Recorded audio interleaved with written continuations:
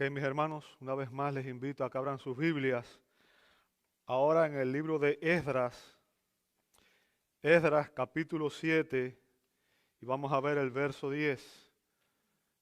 Libro de Esdras, capítulo 7, verso 10.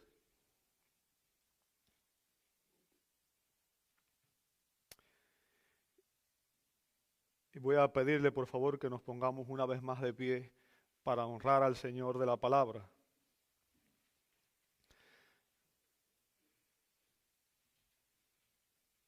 Dice así el texto bíblico que vamos a exponer el día de hoy. Porque Esdras había dedicado su corazón a estudiar la ley del Señor y a practicarla y a enseñar sus estatutos y ordenanzas en Israel. Señor, te damos gracias. Gracias por esta bendita palabra que tú nos has dado. Y Señor, rogamos que en esta mañana tu Espíritu Santo sea el Maestro que nos guíe a toda verdad. Nos ponemos en tus manos confiando en ti y sabiendo, Señor, que tu obra es perfecta. Padre, dependemos de tu Espíritu. Pedimos que Él nos ilumine y que Él abra nuestros ojos espirituales, nos prepare. Y, Señor, nuestras mentes y nuestros corazones también estén receptivos a tu palabra. Lo pedimos en el nombre santo de Jesús. Amén y amén. Pueden tomar sus asientos. Muchas gracias a todos.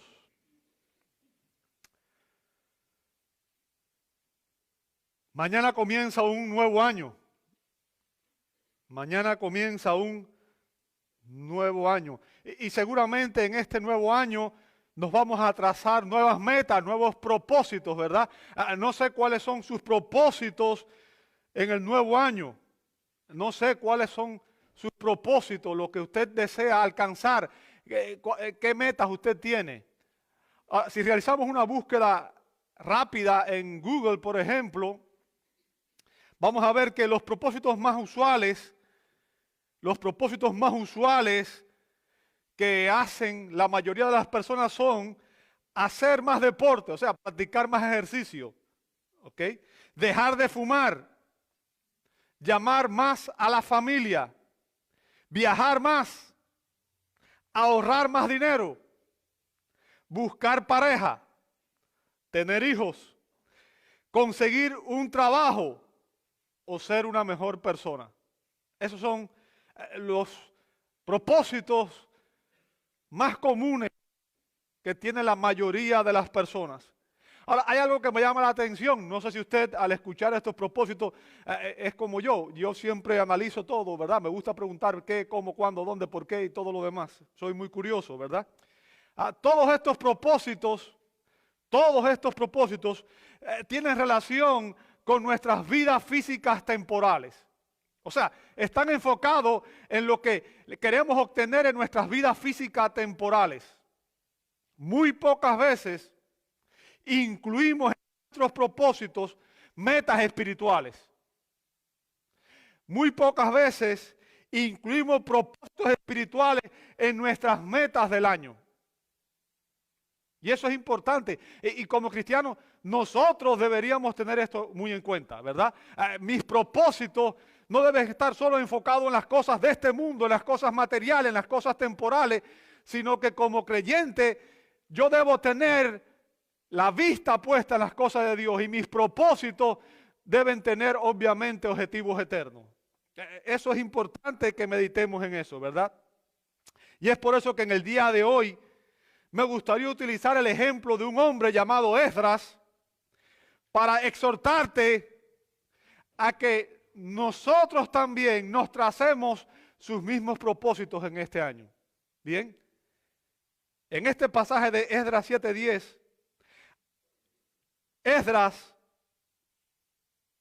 nos da 3 propósitos que deberíamos trazarnos en nuestros corazones.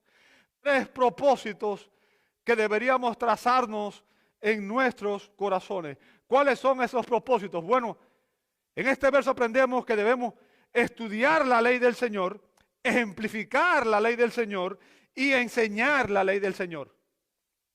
Bien, vamos a empezar con el primer propósito de este año. Este año deberíamos proponernos todos sin excepción estudiar la ley del Señor. Fíjense lo que dice el verso 10. Ya que Esdras había dedicado su corazón a estudiar la ley del Señor. Ahora, obviamente, usted sabe que nosotros estamos acostumbrados a predicar la Biblia de manera expositiva. ¿Qué significa? Nos gusta explicar el texto en su contexto. Por tanto, para que usted entienda la importancia de este texto bíblico, necesita conocer todo el contexto histórico, cultural y religioso de lo que estaba pasando para que usted pueda ver la magnitud de estos propósitos de Esdras, ¿verdad? Recordemos que Dios sacó a Israel de la esclavitud en Egipto. Recuerda eso, ¿verdad? Dios sacó a Israel de la esclavitud en Egipto mediante el éxodo. ¿Para qué? Para que fuera su nación testigo ante el mundo. O sea, Dios llamó a Israel y escogió a Israel como nación para que a través de Israel el resto del mundo pudiera ver a Dios obrando en la humanidad. Bien. Dios estableció un pacto con Israel, un pacto con el pueblo de Israel. A ellos les dio sus leyes, sus mandatos, ¿verdad? Dios les dijo, yo pongo delante de ustedes la bendición y la maldición. La bendición se obedece a mis leyes y obviamente también Dios les advirtió las consecuencias que habría por quebrantar el pacto que habían establecido, que Él había establecido con ellos. Dios les advirtió que si ellos desobedecían sus leyes, sus mandamientos, Israel sería conquistado por otras naciones y serían llevados al cautiverio. Usted puede ver eso, por ejemplo, en el libro de Jeremías, capítulo 2, versos 14 al 25. Ahí Dios da esa advertencia, ¿verdad? Vendrán naciones, le conquistarán y ustedes serán llevados al cautiverio. O sea, Dios los sacaría nuevamente de aquella tierra que Él les había prometido, aquella tierra que fluía leche y miel, aquella tierra que Dios les había dado. Bien. Ahora, lo increíble, lo que es increíble es que a pesar de todas las advertencias y las múltiples y repetidas advertencias que Dios le dio a Israel por boca de sus profetas una y otra vez, los reinos de Israel y de Judá optaron por rebelarse al Señor. Fíjense, llegó un momento en que el reino de Israel se dividió en dos y aún así siguieron pecando. El reino de Israel nunca hizo lo bueno delante de los ojos del Señor. Pero el reino de Judá sí tuvo algunos reyes buenos, pero aún ellos seguían pecando vez tras vez. Y como siempre, en uno de los himnos que hablamos de la fidelidad de Dios, ¿verdad? Dios es fiel, Dios es fiel. Dios cumplió su promesa. Dios cumplió su promesa. Dios es fiel a su palabra. Y en el año 722 a.C., Dios trajo a los asirios, a la nación de Asiria, para que conquistaran, y las 10 tribus del norte, o sea, el reino de Israel, fue deportado a Siria. O sea, los asirios tomaron a los judíos del reino del norte y lo llevaron para Siria y lo esparcieron por todo el imperio asirio. Usted puede ver eso en Segunda de Reyes, capítulo 17, versos 1 al 41. Déjeme decirle, el reino de Israel nunca regresó a la tierra. Nunca regresó a la tierra. Y los cautivos se mezclaron con las personas de esos lugares paganos donde ellos vivían, ¿verdad? Aún así, el reino de Judá tenía reyes que hacían lo bueno y después venía un rey que hacía lo malo. En fin, varios siglos después, también por su pecado y rebelión, Dios castigó también a las 2 tribus del sur, el reino de Judá. Los castigó con 70 años de cautiverio, como Él le había advertido por medio del profeta Jeremías. En Jeremías 25:11, Dios le dijo, fíjense, toda esta tierra será desolación y horror. O sea, recuerden, Jeremías era un profeta de Dios y estaba advirtiendo al pueblo, ¿verdad? Y estas naciones servirán al rey de Babilonia 70 años. O sea, había sido profetizado por Dios que por 70 años serían llevados cautivos. Pero también, como dije, Dios es fiel a sus promesas, ¿verdad?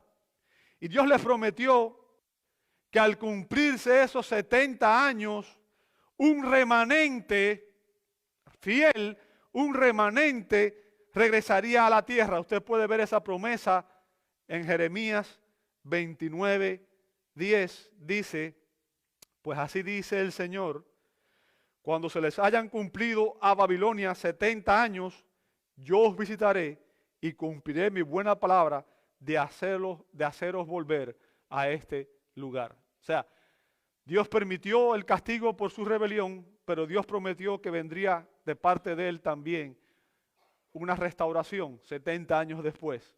¿Ok?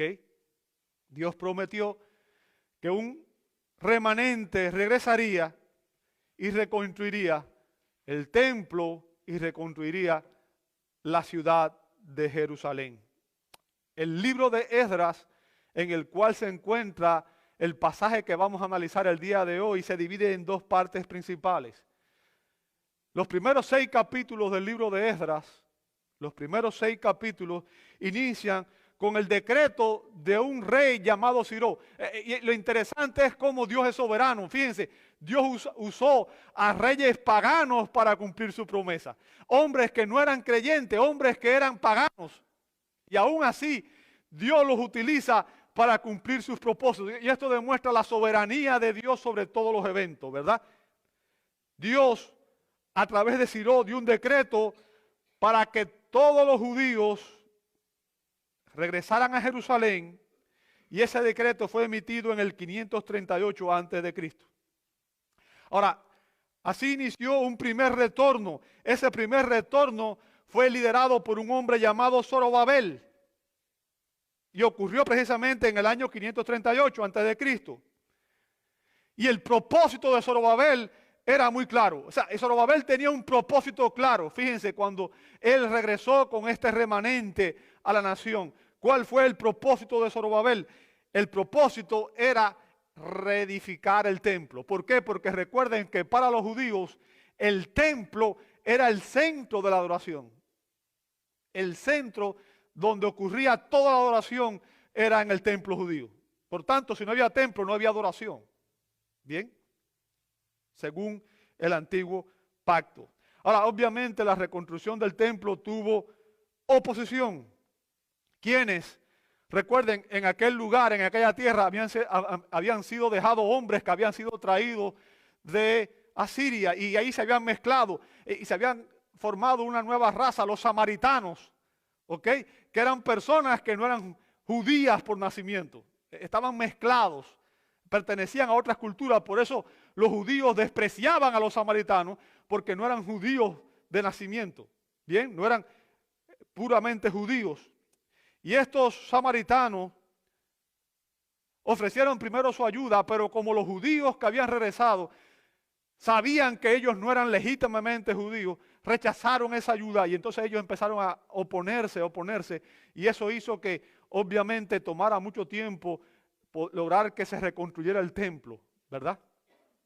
Lograr que se reconstruyera el templo de Jerusalén. Finalmente, el templo fue reedificado, y la segunda parte del libro de Esdras va desde el capítulo 7 hasta el capítulo 11. Desde el capítulo 7 hasta el capítulo 11.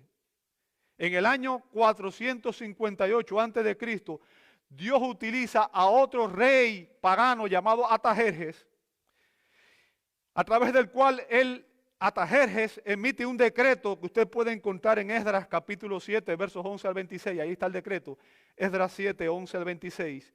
Para que otro remanente, un segundo grupo de judíos, retornara a la nación. O sea, regresara a la nación.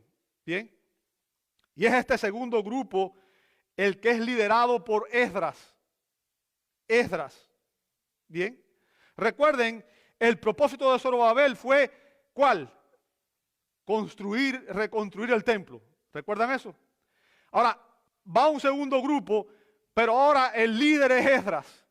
Esdras tiene otro propósito. ¿Cuál es el propósito de Esdras? El propósito de Esdras es la edificación espiritual del pueblo de Dios.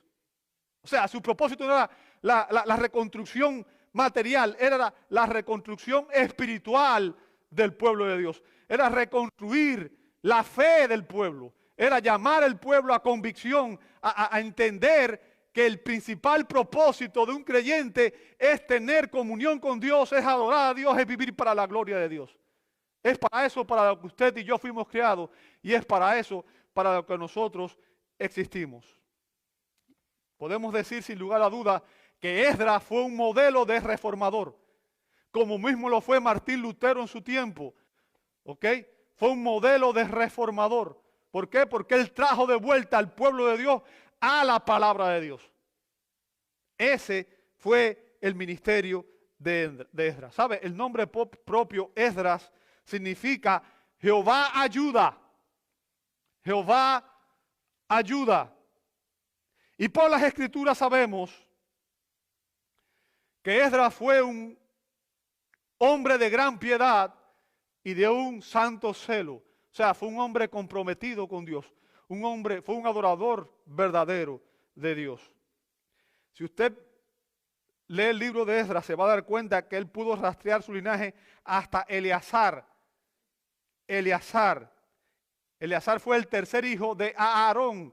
¿Recuerdan? Aarón, el hermano de Moisés, que fue el primer gran sumo sacerdote. Y recuerda, Dios estableció que a través de Moisés y de su descendencia vendrían la línea sacerdotal en Israel. O sea, para ser sacerdote en Israel, la persona tenía que demostrar que era un descendiente directo de los hijos de Aarón.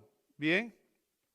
Esdras era, por tanto, un descendiente de Aarón y era un sacerdote, o sea, tenía derecho al sacerdocio, como vemos en Esdras capítulo 7, versos 1 al 5. Ahí se narra el linaje de Esdras. Ahora, ¿por qué esto es importante? Déjeme explicarle el contexto para que usted entienda.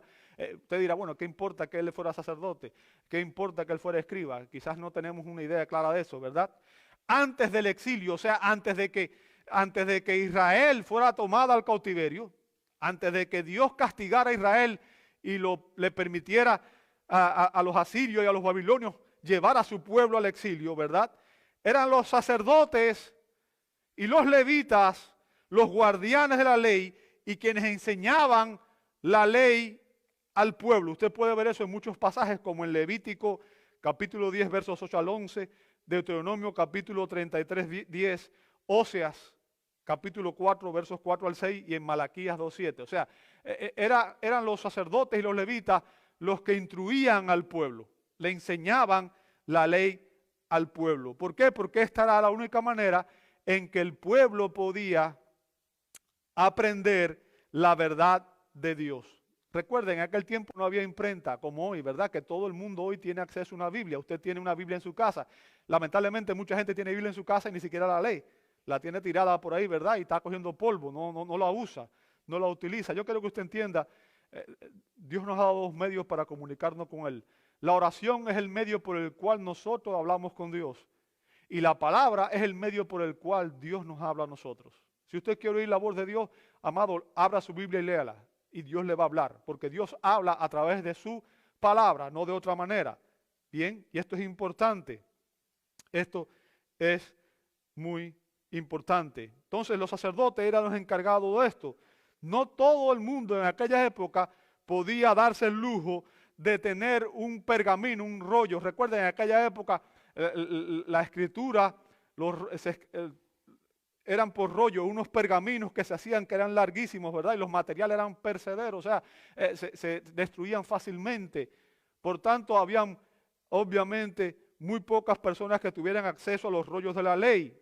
Así que correspondía a los sacerdotes y a los levitas leer y explicar las escrituras al pueblo. Y eso fue lo que vimos que ocurrió en Nehemías 8:8. ¿Verdad? Eso fue lo que vimos en la lectura bíblica. ¿Recuerdan cuando leí en la lectura bíblica que leí hace un rato atrás? Donde dice, y leyeron en el libro de la ley de Dios, traduciéndole y dándole el sentido para que entendieran la lectura. O sea, Esdras, que era el sacerdote, y el escriba, se paró en un lugar alto y leyó la ley ante todo el pueblo. ¿verdad? Fíjense que él lo tradujo. ¿Por qué? Porque había gente que ya no hablaba el mismo idioma. Entonces tradujeron la ley y le dio el sentido, o sea, no solamente la leyó, sino que explicaron para que las personas pudieran entender lo que significaba, ¿verdad?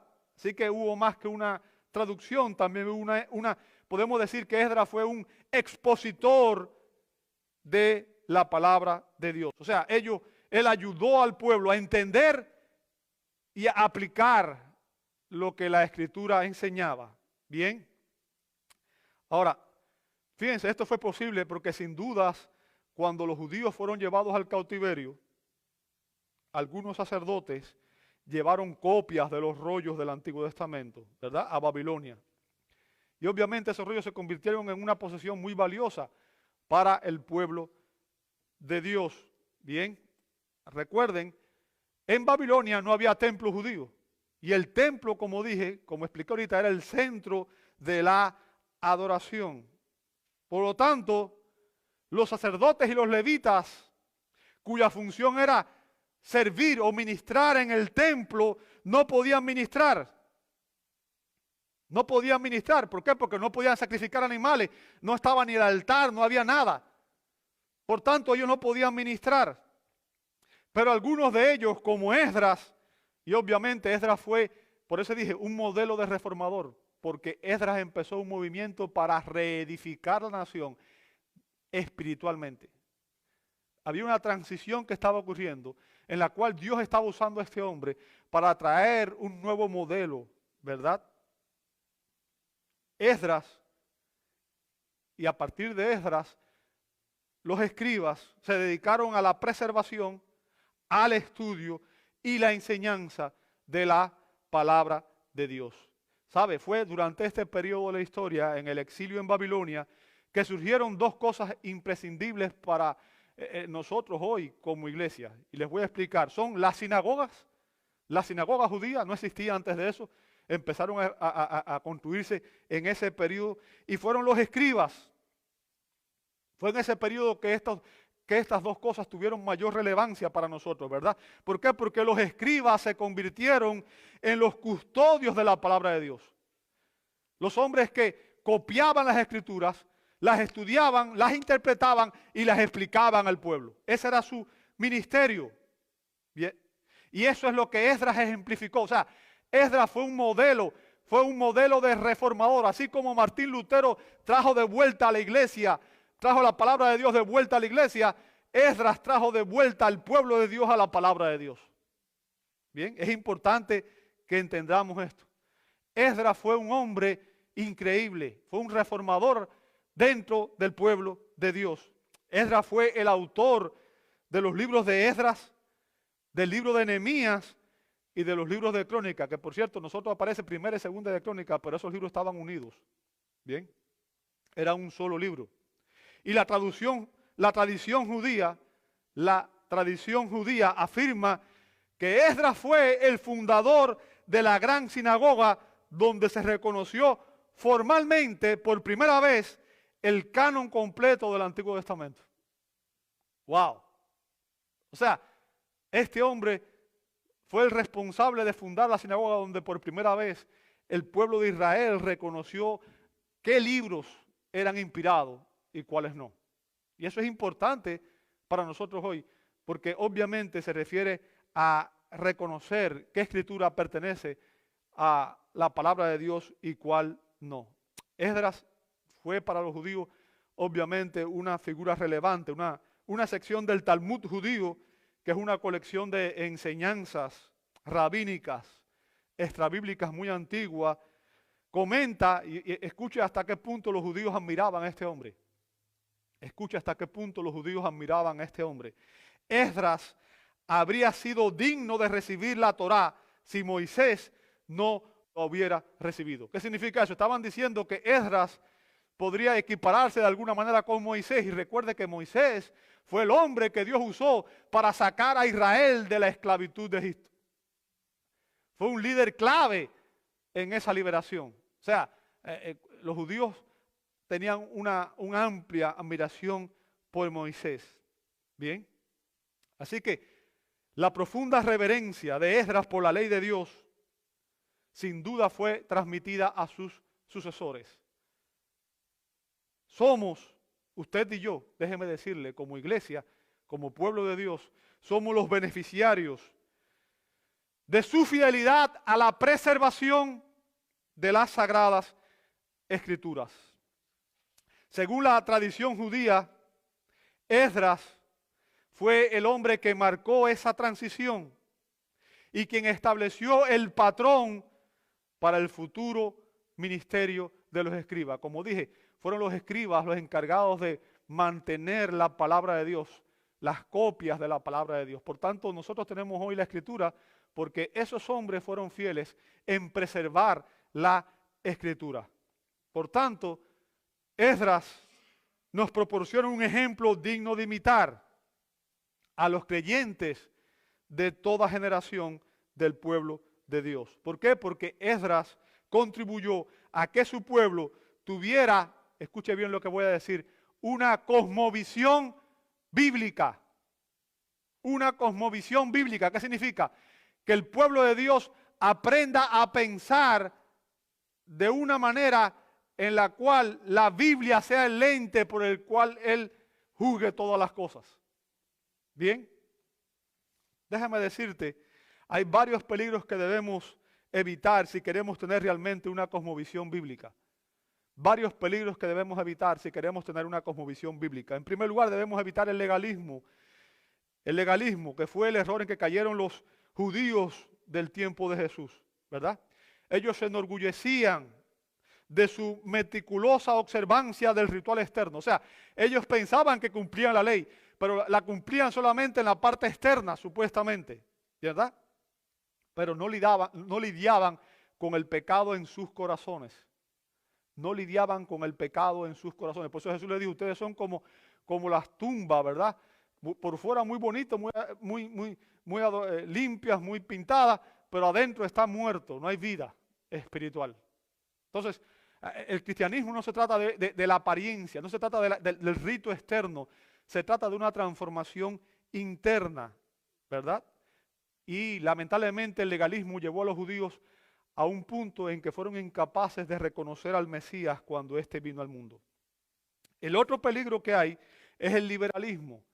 Primero voy a mencionar otro, es el antinomianismo. El antinomianismo, ¿qué es el antinomianismo? Es aquellos que dicen que son cristianos, pero están en directa oposición a la ley de Dios. Y dicen que hoy nosotros no tenemos nada que ver con la ley de Dios. Déjame decirte, la ley de Dios, la ley ceremonial y la ley civil que tenía que ver con Israel fue abolida en Cristo. Pero la ley moral de Dios expresa el carácter santo de Dios. Y la Biblia dice claramente que sin santidad nadie verá a Dios. Por tanto, si usted no obedece la ley moral, usted nunca va a entrar al reino de los cielos. ¿Entendió eso? Nunca va a entrar al reino de los cielos. Porque sin santidad nadie verá al Señor. Ahora, hay un tercer peligro y es el peligro del liberalismo.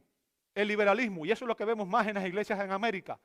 El liberalismo, en el que usualmente ocurre una asimilación o sincretismo cultural. O sea, las personas empiezan a pensar no bíblicamente, sino culturalmente. Empiezan a juzgar todas las cosas a la luz de la cultura y no de la palabra. Y como obviamente usted sabe, toda cultura está en oposición de Dios. Toda cultura tiene ideas, filosofías y religiones paganas.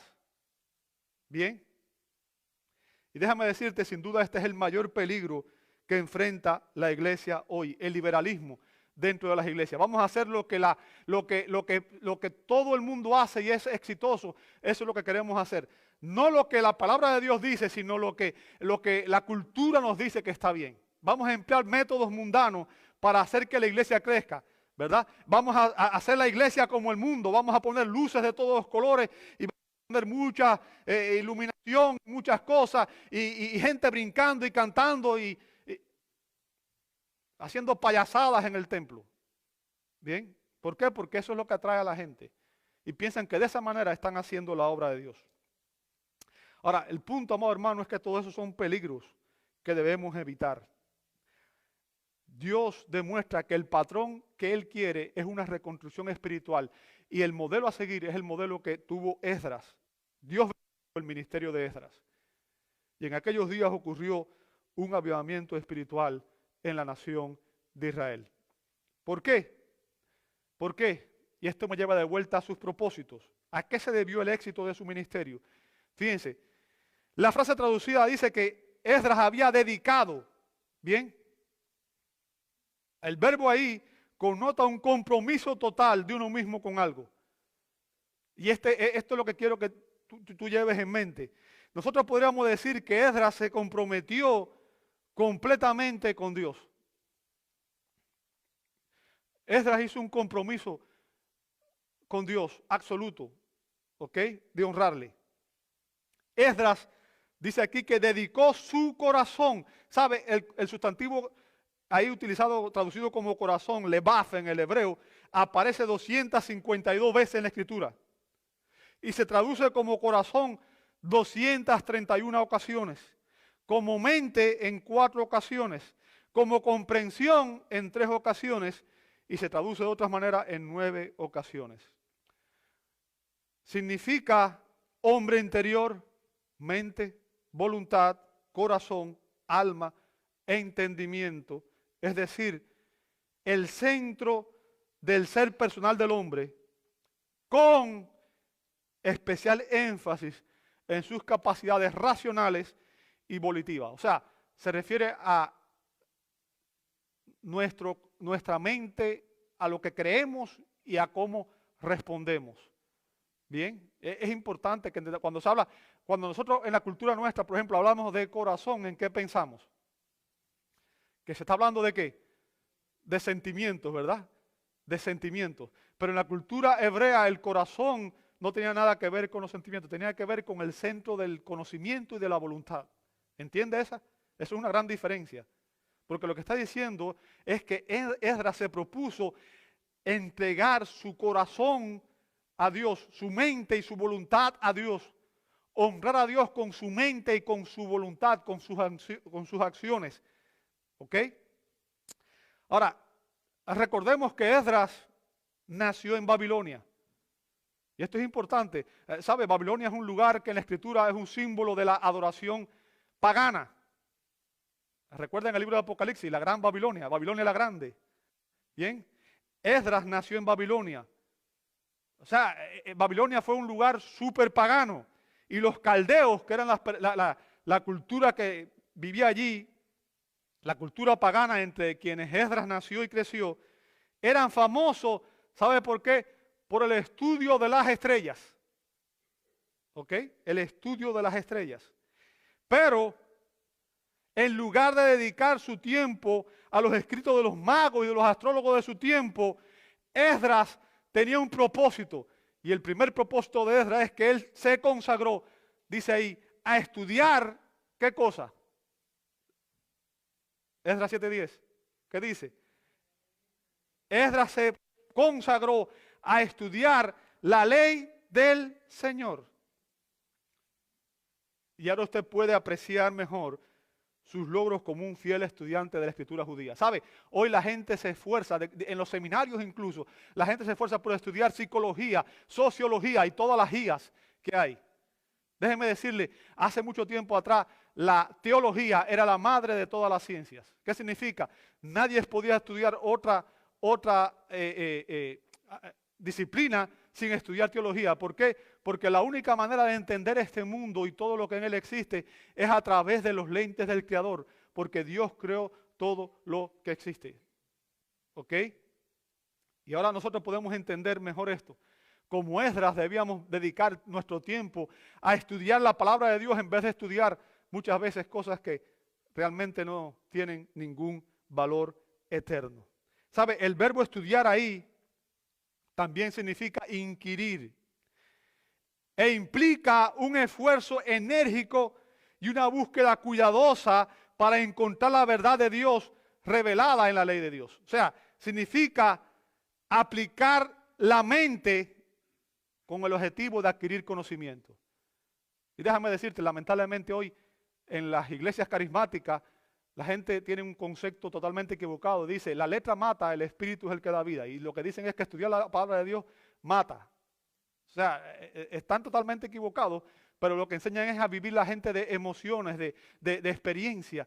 Y evaden el estudio concienzudo, sistemático y real de la palabra de Dios. Y eso es un error garrafal, porque las personas están viviendo engañadas en creencias que no son bíblicas.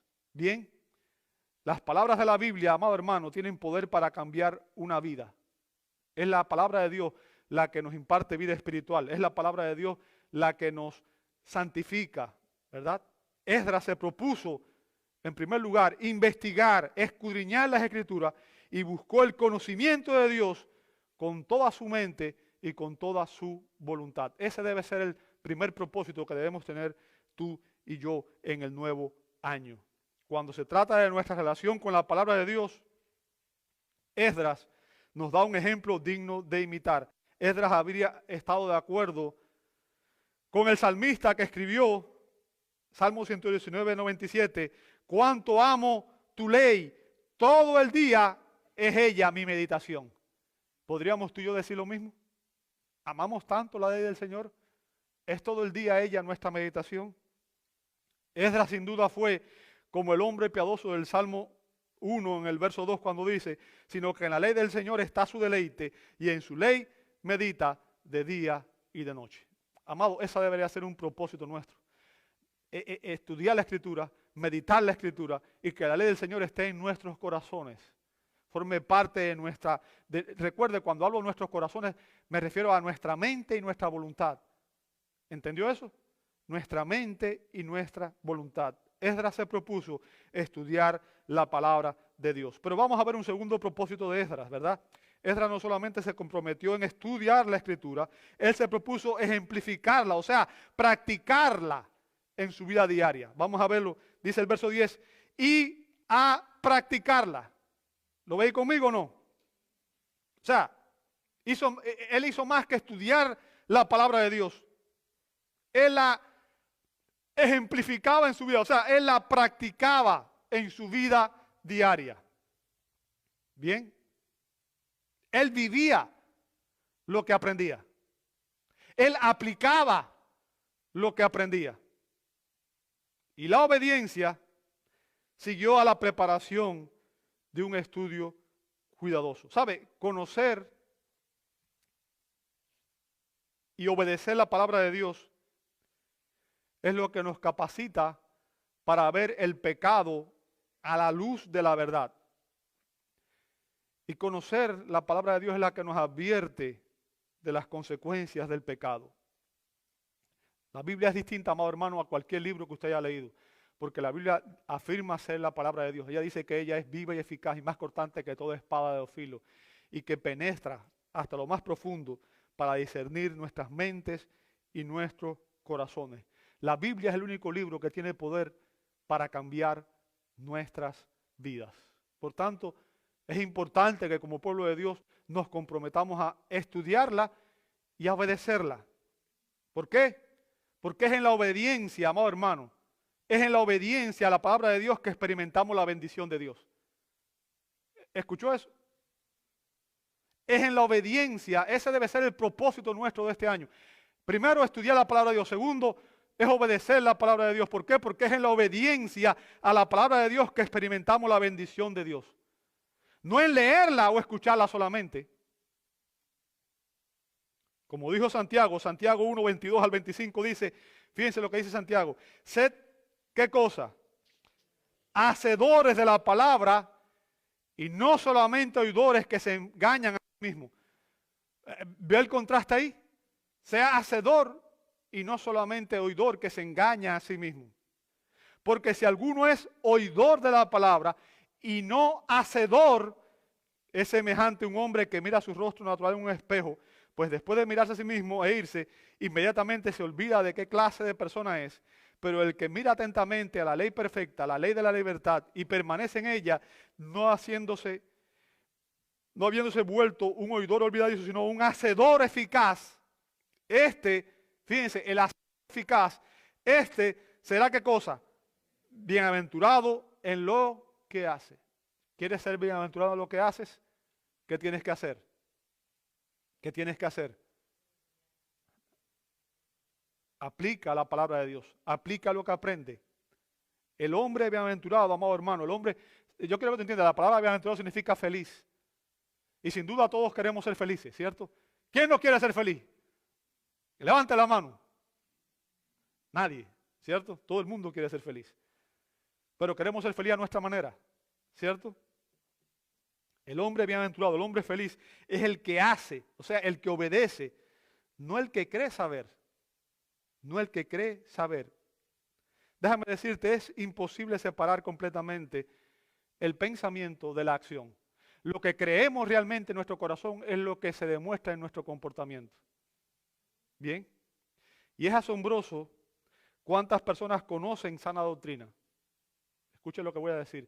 Es asombroso cuántas personas conocen sana doctrina.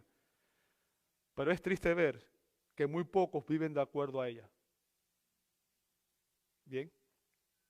Conozco muchas personas que pueden citar pasajes de la Escritura de memoria, pero que no la aplican en su vida diaria.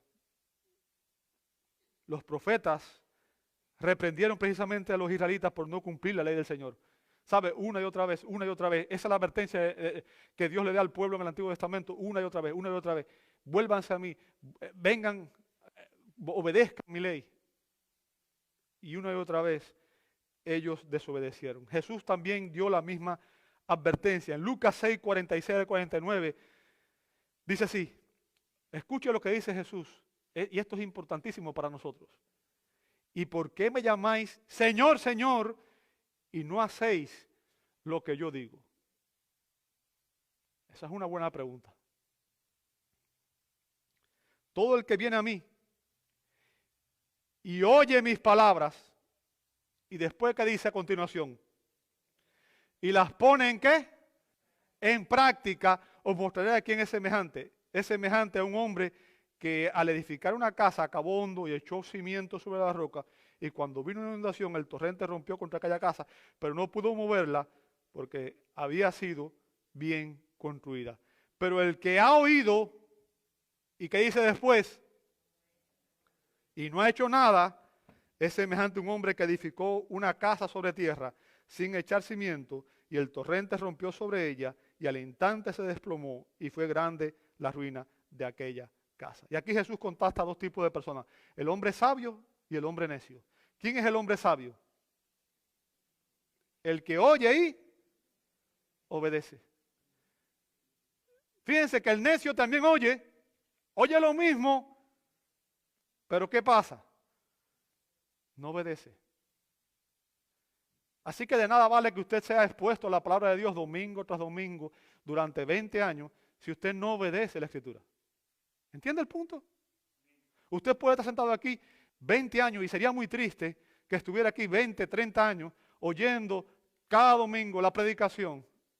Y el último día de su vida, cuando usted parte de este mundo, cuando usted crea que va a entrar a la presencia del Señor, el Señor le diga, apártate de mí porque nunca te conocí. Nunca te conocí. Nunca fuiste mío. Fíjense, no es suficiente hacer una confesión solo de labios del señorío de Cristo. La fe genuina, escucha bien lo que te voy a decir, la fe genuina produce obediencia. La fe genuina produce obediencia. Un árbol se conoce ¿por qué? Por sus frutos. Si en tu vida no hay frutos de santidad, de justicia, entonces tú no estás convertido.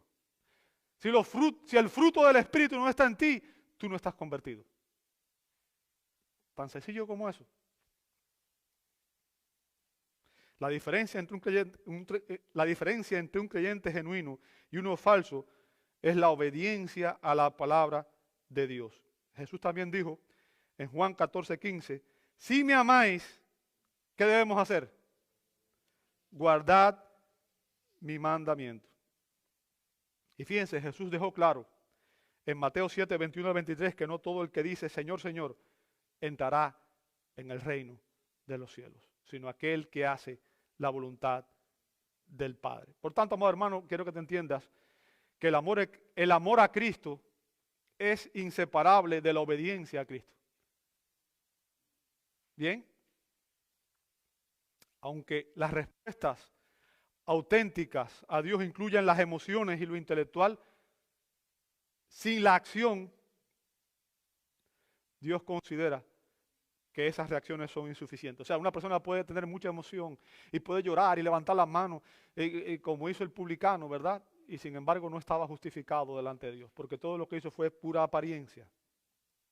Por tanto, si nuestro conocimiento de la verdad nos resulta en obediencia, para entonces la verdad se convierte solo como en un juguete con el cual buscamos entretenernos y no en una herramienta con la cual vamos a edificar nuestras vidas espirituales. Y esto es importante, amado hermano. El gran predicador puritano Thomas Boston dijo: sea lo que fuere que aprendas de la palabra de Dios, esfuérzate por ponerlo en práctica, porque a quien tenga será dado. No es de extrañar que reciba poca información de la Biblia, no lo que saben, pero mientras la corriente corra dentro de una vida santa, la fuente será de lo más libre. El punto, amado hermano, es que hay mucha gente que quiere aprender de la palabra de Dios y quiere enseñarla, pero no quiere obedecer la palabra de Dios. Quiere aprender y quiere enseñarla, pero no quiere obedecer la palabra de Dios. Pero déjame decirte, sin obediencia a la palabra de Dios, la enseñanza carece de unción y de autoridad. Bien, el modelo de preparación de Esdras es un patrón que debe seguir todo creyente, y especialmente aquellos que somos líderes. Bien, Esdras estudió antes de intentar vivir una vida de obediencia, y estudió y practicó la ley en su vida para poder enseñar a los demás. Quiero citarte un texto bíblico. Ya estoy casi terminando, amado hermano. Yo pensé que iba a ser un mensaje corto porque es un solo texto, pero parece que ya tiene mucho que enseñar, ¿cierto? Dios le dijo a Josué 1:8, Josué 1:8 dice: este libro de la ley no se apartará de tu boca, sino que meditarás en él día y noche. ¿Para qué? ¿Para qué? Para que cuides de qué? De hacer todo lo que en él está escrito. Note lo que dice después: porque entonces, ¿qué cosa? Harás prosperar tu camino y tendrás ¿qué cosa? Wow. ¿Sabes cuál es el secreto del éxito? ¿Quieres saber cuál es el secreto del éxito? Obedece la palabra de Dios. Obedece la palabra de Dios. Como Esdras, propongámonos no solamente estudiar la Escritura, propongámonos obedecer la Escritura. Déjame decirte, conocer la Biblia y no obedecerla es no conocerla en absoluto. Bien, la palabra de Dios nos fue dada para que la obedezcamos. Obedecer la palabra de Dios es la que va a mantener nuestro carácter puro. Seremos santificados por ella. Como dijo Jesús en Juan 17:17, santifícalos en la verdad. Tu palabra es verdad. Y santificar significa apartar. ¿Apartar de qué? Apartar del pecado, apartar del mundo. ¿Y separado para quién? Separado para Dios, para un uso especial, para la adoración. Y eso es lo que debe ser todo creyente genuino. Debe ser alguien santo, que es apartado del mundo y está separado para Dios. Y déjame decirte, el medio de esta obra santificadora es la palabra de Dios. No hay santificación sin la palabra de Dios. La verdad se nos comunica a través de la palabra de Dios, que es a la vez personal y proposicional. Así que a medida que tú escuchas, tú entiendes y tú crees y obedeces la palabra, Dios nos va a transformar nuestros valores y nuestras metas.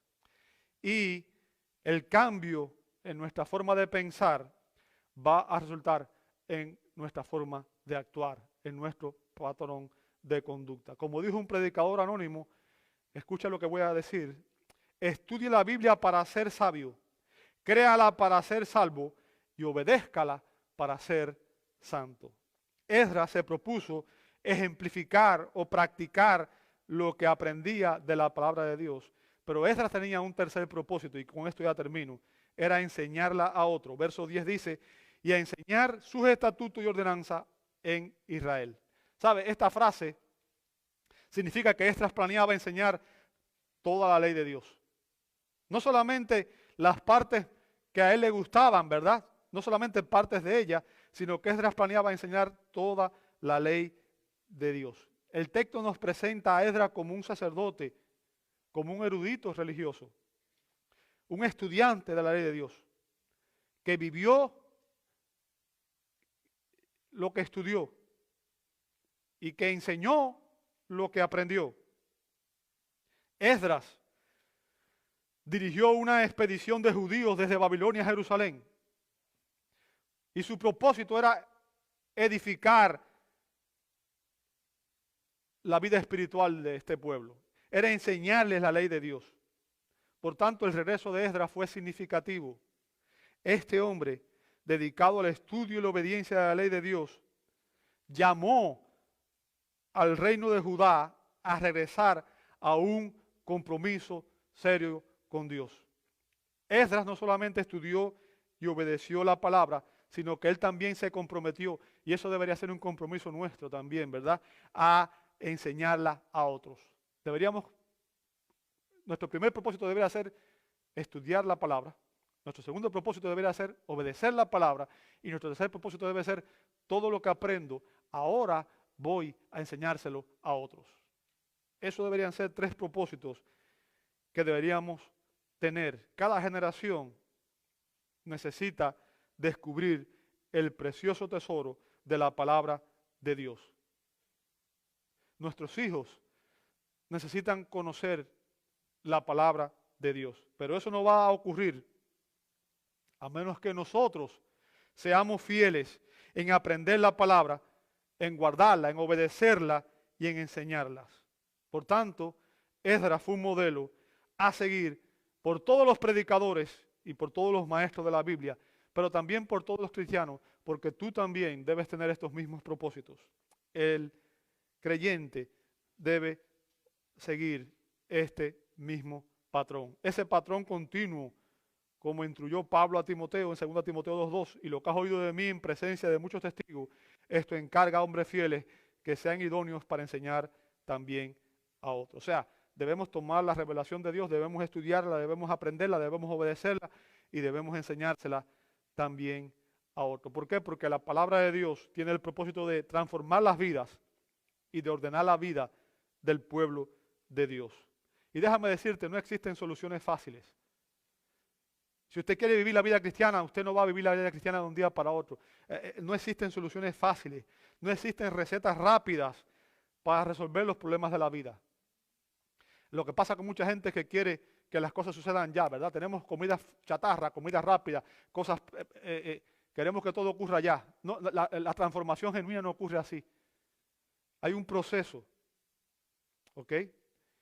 Esdras había dedicado todo su ser y toda su vida a este maravilloso ministerio. Esdras estudió la ley del Señor y la enseñó. En estos 3 propósitos, amado hermano, tenemos el secreto del impacto del ministerio de Esdras. ¿Por qué? Porque él amaba la palabra de Dios y él amaba al pueblo de Dios. Por tanto, se dedicó a estas 3 cosas, pero no como un hobby, como un pasatiempo, sino que se dedicó al estudio de la ley de Dios, a ejemplificarla y a enseñarla, para que a través de su vida, la vida de otros también fuera impactada. Mi deseo y oración es que nosotros también nos pongamos estos mismos propósitos como meta en este año. Estudiar la palabra de Dios, ejemplificar o obedecer la palabra de Dios y enseñarle la palabra de Dios a otros, incluyendo nuestros hijos. Señor, pedimos en esta mañana que tú nos ayudes a reflexionar en estos propósitos. Padre, y que estos sean los propósitos de nuestro nuevo año. Señor, que todos nosotros nos propongamos estos propósitos y que los pongamos por práctica para que a través de nuestras propias vidas, Señor, la vida de otros puedan también ser transformadas, conformadas a la imagen de Cristo, llevadas a Cristo. Señor, ayúdanos porque sabemos que humanamente somos incapaces de hacerlo. Por eso pedimos el auxilio de tu Espíritu Santo y rogamos, Señor, que en tu gracia seas tú el que nos lleve de la mano. Ayúdanos, Señor, para que pongamos por obra estos propósitos y podamos, Señor, cumplirlos en el nuevo año. Lo pedimos en el nombre de Jesús. Amén y amén.